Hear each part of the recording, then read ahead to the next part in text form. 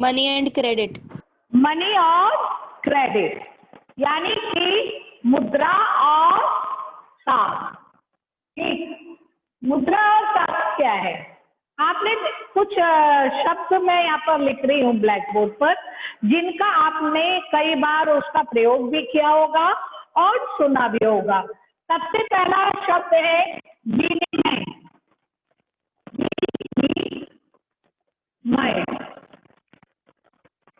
सुना है ये शब्द? बोलिए। Yes ma'am. यस इसका मैम। मतलब क्या है बताओगे? इसका मतलब क्या है विनिमय का मतलब? हाँ, एक्सचेंज। एक्सचेंज करना। मैम एक्सचेंज आदान प्रदान। आदान प्रदान करना, एक्सचेंज करना। तो हम जो मुद्रा और ये चैप्टर पढ़ रहे हैं, तो सबसे पहले हमें इस शब्द को जानना है विनिमय। ठीक है, एक्सचेंज करना। ठीक है, एक किसी वस्तु से दूसरे वस्तु को एक्सचेंज करना, वो विनिमय कहलाता है।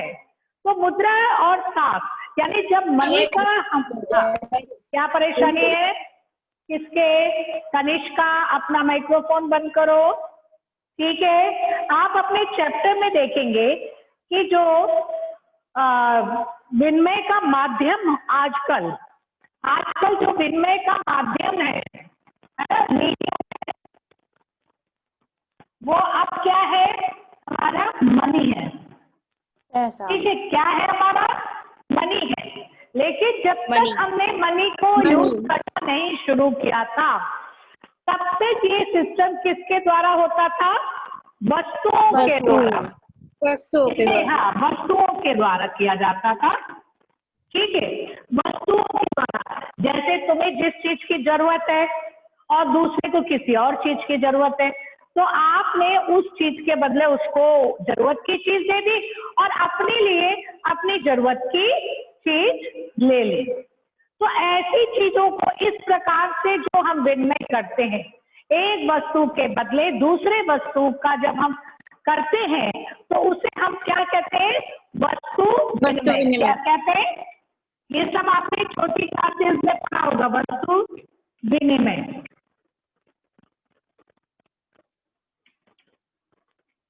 या बार्टर सिस्टम। ठीक, समझ में आ गया? ठीक है, यस मैम। Barter system. ठीक, अब वस्तु विनिमय और बार्टर सिस्टम में कोई अंतर नहीं है। दोनों का मतलब ये है कि वस्तुओं से आदान प्रदान करना। कोई भी वस्तु हमें लेनी है तो हमें पहले क्या देखना है? हमें कि वो वस्तु हमारे पास है या नहीं है। तो एक, अभी भी कई गांव में, आप कभी अपने नाना नानी के घर जाते हो? कोई गांव जाता है? Yes ma'am. Yes ma'am. अब भी आपने गेहूं के देखा बदले होगा लेते कि हैं अभी सामान। भी, हाँ, गेहूं ले जाते हो और उसके बदले अपनी मनपसंद टॉफी चॉकलेट ले आते हो। अभी भी कुछ गांव में चल रहा है, लेकिन अब ये सिस्टम चेंज हो गया है। अब उस वस्तु विनिमय के जगह स्थान किसने ले लिया? मुद्रा ने। किसने ले लिया? मुद्रा ने, यानी मनी ने ले लिया। उस वस्तु को हटाकर मुद्रा ने ले लिया। अब हम कोई भी चीज खरीदने जाते हैं तो अपने पर्स में पैसे डाल के ले जाते हैं और पैसे के द्वारा अपनी जरूरत की चीजें खरीद लेते हैं। अब सबसे पहले हमें ये सोचना पड़ेगा कि वस्तु विनिमय से जब हमारा काम चल रहा था, तो मुद्रा का प्रयोग हमने क्यों किया? जब हम ये बात सोचेंगे, हम कोई भी चीज लेते हैं और उसको चेंज करके दूसरी नई चीज लेते हैं। आप मोबाइल लेते हैं, पहले बटन वाले मोबाइल थे आपके, थे ना? बोलो। Yes ma'am. अब आपके, हाँ, अब आपने बटन वाले मोबाइल क्यों लिए? चेंज करके उसको, उसकी जगह स्मार्टफोन क्यों लिए आपने? हाँ, एंड्रॉइड स्मार्टफोन क्यों यूज कर रहे हैं आप? बोलिए। हाँ, रीजन तो बटन वाले से भी तो कॉल हो रही थी बच्चों। कॉल तो बटन वाले जो पुराने चल रहे थे उससे भी कॉल हो रही थी, फिर आपने स्मार्टफोन क्यों यूज किया बताइए?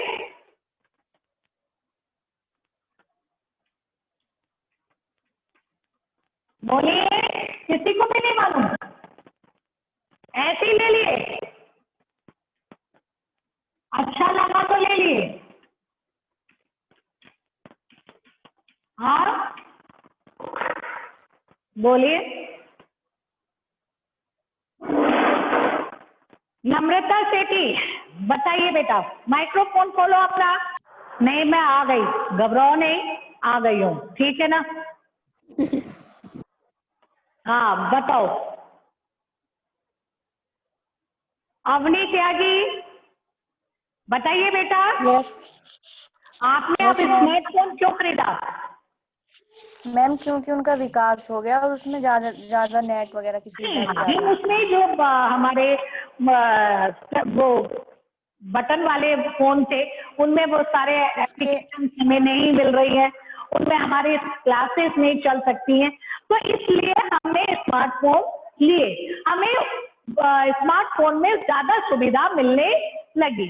अब वस्तु विनिमय को हमने क्यों छोड़ा? क्योंकि हमें मुद्रा में कुछ ज्यादा सुविधाएं मिल रही होंगी, यानी कि वस्तु विनिमय में कोई दोष होगा, कोई कमी होगी।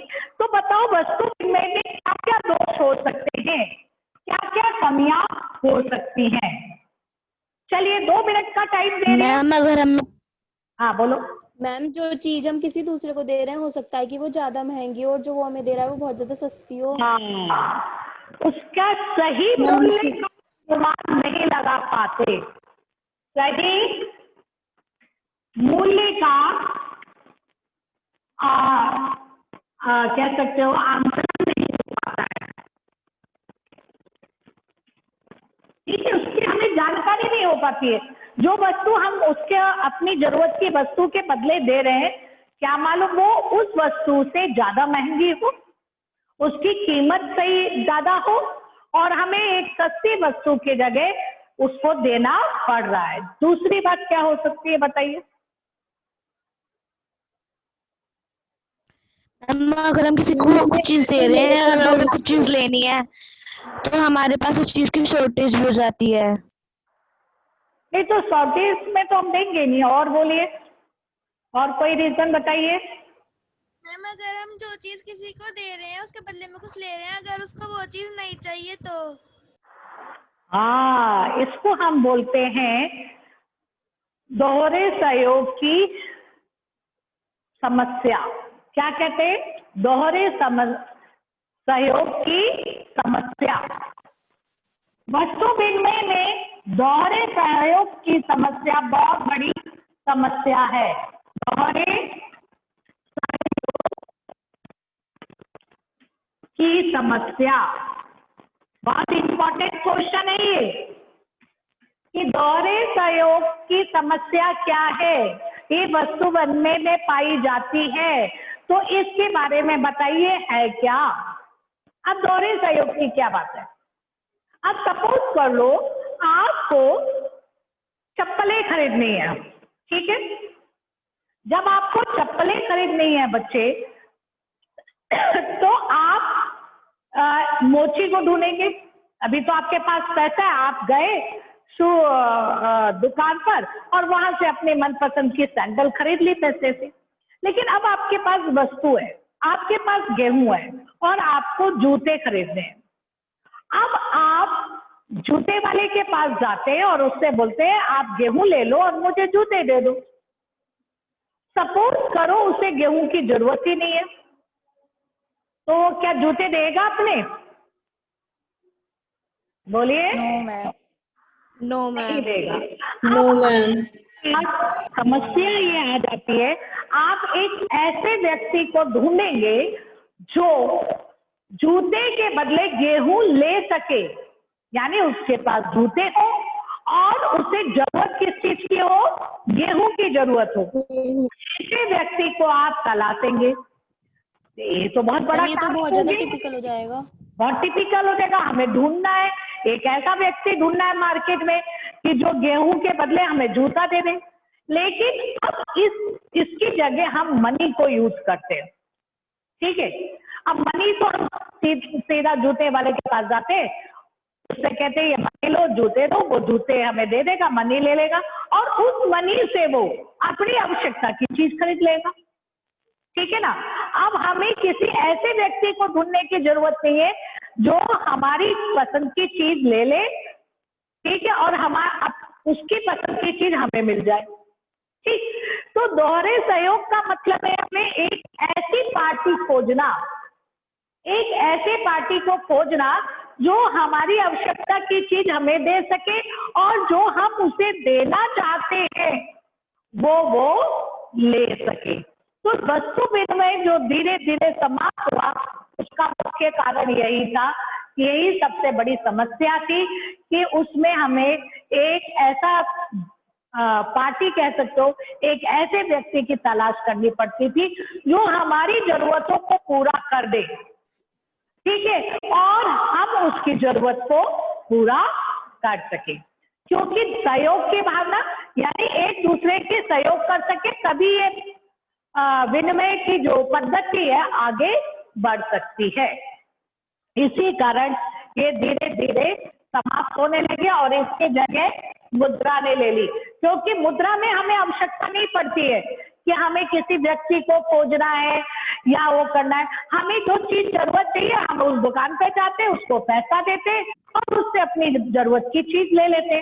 वो व्यक्ति उस पैसे को ले जाकर दूसरी जो उसको जरूरत होती है उस दुकान पे जाता है, उससे वो अपनी चीज लेता है, उसको पैसे दे देता है। तो ये मुद्रा सबकी आवश्यकताओं की पूर्ति कर देती है। तो हमें वस्तु विनिमय की तरह दोहरे सहयोग की समस्या का सामना नहीं करना पड़ता है। समझ में आ गया दोहरे सहयोग की समस्या? बोलिए बच्चे।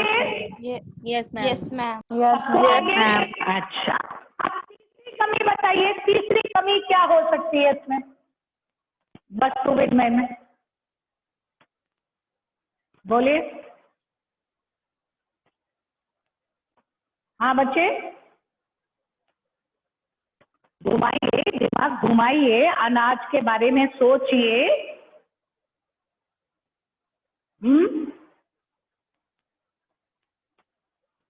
चलो एक हिंट देती हूँ, बैंक किस लिए होते हैं? ऋण लेने के लिए, अपने पैसे वहां से लोन। रखने के लिए। लोन के लिए। अभी तो कुछ करते हो बैंक में? अपने पैसे भी हम वहाँ पे जमा करवाते हैं, सेव हम रहता है। जमा करवाते हैं, सेविंग करते अगर वस्तु हो जाए पैसे की हैं। जगह ऋण तो लेने के लिए। ऋण लेने के लिए, चलो ठीक है। लेकिन अगर मुद्रा मैम नहीं हम होती अपने सोना चांदी के भी ऑर्नामेंट जो होते हैं उनको भी वहाँ पे बैंक के लिए, अब सपोज करो उसकी जगह हमारे पास वस्तु है, तो क्या बैंक का यूज हो सकता है उनसे? No ma'am. नो क्यों नहीं मैम। हो? क्योंकि हम संचय नहीं कर सकते। अगर हमने संचय की समस्या, कौन सी समस्या है? संचय की समस्या। हम इसे जमा नहीं कर सकते भविष्य के लिए।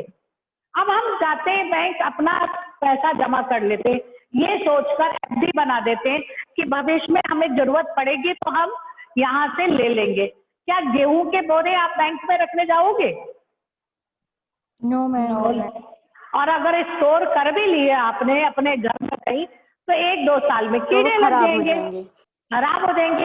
तो संचय की समस्या थी वस्तु विनिमय में, ठीक है। चौथी समस्या क्या हो सकती है बताइए?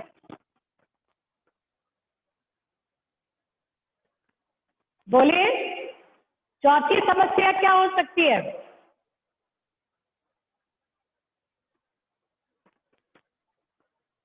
अगर आप घूमने जा रहे हो वस्तु विनिमय के साथ तो क्या करना पड़ेगा आपको?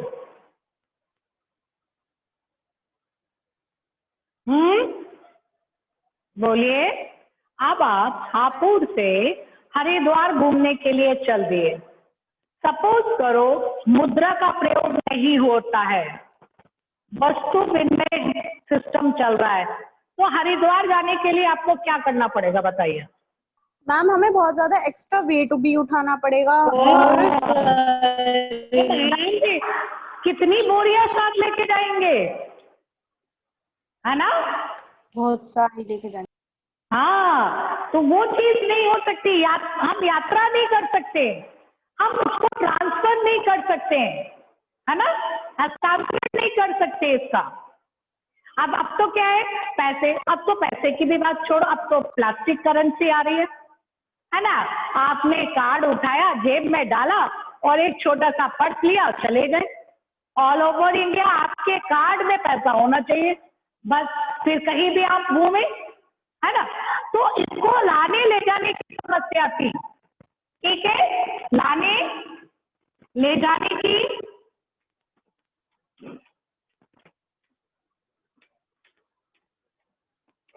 ये समस्या हो गई, लाने ले जाने की समस्या। समझ में आ गया बात? आ रही है सबको समझ में? Yes ma'am. ये सारी कमियां थी वस्तु विनिमय में, जिसके कारण धीरे धीरे हमारे समाज से या दुनिया के समाज से वस्तु विनिमय खत्म होती चली गई और उसके स्थान पर क्या ले लिया, उसका स्थान किसने ले लिया? मनी ने, है ना, मुद्रा ने ले लिया, मनी ने ले लिया। अब समय बदलता गया, पहले करेंसी आई, करेंसी भी कई प्रकार की होती है, कागज की करेंसी, सिक्के, है ना, प्लास्टिक करेंसी। ये दिन पे दिन जैसे जैसे हम विकास करते जा रहे हैं, वैसे वैसे हमारे मुद्रा के रूप भी बदलते जा रहे हैं। पहले सोने चांदी के सिक्के चलते थे, फिर हमने देखा ये तो बहुत ही नॉन रिन्यूएबल मटेरियल है ना, आपने पढ़ा है ना, नवीकरण और नॉन नवीकरण। हाँ, ये संसाधन है और बहुत जल्दी खत्म हो जाएगा। तो हम लोगों ने सोचे नहीं, सोने चांदी तो बहुत कीमती है, वैल्यूएबल है और ये बहुत जल्दी खत्म हो जाएगा, फिनिश हो जाएगा। तो उसके जगह हमने कागज की करेंसी स्टार्ट कर दी, तांबे की, फिर कागज में आए, धीरे धीरे हम अपना करेंसी का रूप बदलते जा रहे हैं, फिर प्लास्टिक में आ गए, ये सारी चीजें आ गई। करेंसी का एक रूप हमें चेक भी देखने को मिलता है। क्या मिलता है? चेक। चेक देखा है कितने बच्चों ने? बोलिए। देखा है। हाँ, तो चेक होता क्या है? मैम एक पेपर होता है, उस पेपर का क्या करते हैं? अपने बैंक से जिसके द्वारा हम किसी को अपने पैसे दे सकते हैं और उसी के कारण हम अपने पैसे ले भी सकते हैं। अच्छा, कैसे दे सकते हैं? मैम मैम बैंक से चले जाते हैं। मैम जैसे कि हम वो चेक है ना, किसी को पैसे देने हैं तो हम उसे चेक दे देंगे और उससे कह देंगे कि, और मैम वो जाके निकाल लेगा रुपीस बैंक से, निकाल लेगा। तो ये आपको मालूम है कि चेक एक प्रकार का कागज का ही टुकड़ा होता है, लेकिन जिसको हम चेक दे रहे हैं उस व्यक्ति को हम जो अदा कर रहे हैं पैसा, और देने वाले का अकाउंट उस बैंक में होना चाहिए, साथ में उस अकाउंट में पैसे भी होने चाहिए। ऐसा नहीं कि आपने चेक काट दिया, हाँ, ऐसा नहीं है कि आपने चेक काट दिया और चेक काटने के बाद आपका ना तो अकाउंट है ना अकाउंट में पैसे, तो चेक एक फिर तो वो बाउंस हो जाएगा। हाँ, सुन लीजिए, चेक एक ऐसा कागज है जो किसी व्यक्ति के खाते से चेक के नाम के किसी दूसरे व्यक्ति को एक खास रकम अदा करने का आदेश देता है। यानी एक कागज का टुकड़ा है, ठीक है, ये क्या करेगा? बैंक में जिसका अकाउंट है ना, उसके खाते से, जिसका नाम उस चेक पे लिखा हुआ है, ठीक है, खाते पे चेक पर जिसका नाम लिखा हुआ है, उसको रकम जितनी लिखी गई है रकम, उसको अदा करने का आदेश देता है। मैम जिसका चेक पर नाम है वो निकालेगा या वो डालेगा? जिसका नाम हमने लिख के दिया है, ठीक है, चेक तो हमारा है ना, और हमने अपने नाम से नीचे जो हमने साइन कर दिए, और ऊपर जो लिखा हुआ है किसे पे कर रहे हो, चेक होता है, ठीक, इस तरीके से होता है, ठीक है ना। यहाँ लिखा होता है पे अमाउंट, और यहाँ ऊपर डेट होती है, ठीक है ना। इधर आपका नाम होता है, चेक होता है, इधर साइन करने के लिए होता है। तो यहाँ पे जो पे लिखा होता है, यहाँ पे आप जिसे पे कर रहे हैं, सो एंड सो, जैसे कविता, तो आपने लिख दिया कविता, ठीक है ना। अब आप कितना पे कर रहे हैं, आप उसको वर्ड में लिख दोगे रुपीज, यहाँ पे रुपीज लिखा होता है 2000, ठीक है। और यहाँ पे अंक में लिखा होता है, आपने लिख दिया 2000, ठीक, यहाँ पे आपने अपना साइन कर दिया। तो कविता जाएगी उस बैंक में, और उस बैंक को से जो जिसका चेक है, जिस बैंक का चेक है वहां जाएगी और उसको देगी, उसे 2000 रुपए मिल जाएंगे। समझ में आ गई? Yes ma'am. बोलिए। कई बार आपने देखा होगा यस मैम। लाइनें काट दी जाती हैं, देखिए आपने, यस मैम, यस मैम, ये किस लिए होती है? Yes ma'am. बोलिए, ये किस लिए मैम होती है? ताकि ये चेक कभी आगे यूज ना हो पाए। नहीं, अब अगर ये लाइन नहीं है, ठीक, ये लाइन नहीं है, कविता चेक लेके जा रही है और उसका चेक कहीं रास्ते में गिर जाता है, तुम्हें मिल जाता है, तो तुम जाके बड़े आराम से इसे कैश करा सकती हो। समझ में आ गई?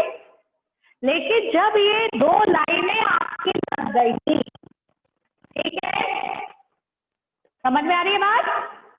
जब ये दो लाइनें लग गई, अब आपको कैश नहीं मिलेगा, अब ये कविता के अकाउंट में जाएगा, ठीक है, अकाउंट पेबल, यानी कि उसके अकाउंट में पैसा जाएगा। अब चाहे कहीं भी ये चेक गिर जाए, जो भी इसको चेक को लेके उस बैंक में जाएगा उसे कैश नहीं मिलेगा, बल्कि ये जितना भी पैसा है कविता के अकाउंट में पहुंच जाएगा। इसलिए जब हम बड़े बड़े कंपनियों को देते हैं तो हम उसमें क्रॉस कर देते हैं। आप स्कूल में जब चेक की फीस जमा करते हो तो उसमें आप 2 लाइन लगा देते हो। समझ में आ गया? मैम अगर इसके ऊपर लाइन नहीं है और मैम किसी को उधारी उसने खुद बना ली तो? बनाएगा तो क्या, उसमें अकाउंट नंबर तो नहीं है उसमें,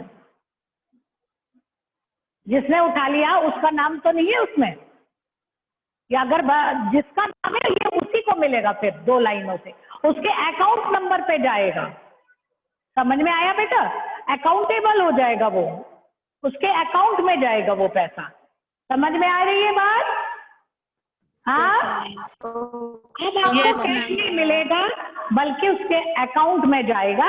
इसलिए जब हम बड़े बड़े अमाउंट किसी को देते हैं तो इस अकाउंट से ही काम करते, इस तरीके से लाइन खींच देते हैं, ताकि अगर चेक खो भी जाता है, गिर भी जाता है, तो उससे नुकसान